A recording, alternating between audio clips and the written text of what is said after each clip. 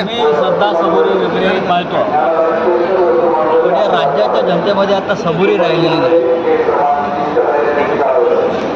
काही दिवसापूर्वी ते एक अधिवेशन झालं, तिथे सातत्यानं राजकीय पक्षांचे अधिवेशन होते.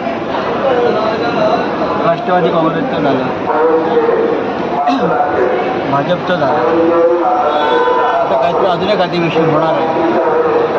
म्हणजे सुट्टीच्या दिवशी रविवारी शनिवारी 25,000 लोक इथे गोळा होता आणि त्याचा सगळा भार जो आहे हा या इकडल्या मंदिरावर आणि इकडल्या भक्तांवर पडतो. हे कुठेतरी थांबायला अनेक भक्तांनी माझ्याकडे तक्रारी केल्या, शिवसेना भवनात येऊन गेल्या. 25,000 लोक तुम्ही जमा होता शिर्डीमध्ये आणि देशभरातून येणाऱ्या भक्तांवरती आक्रमण करताय.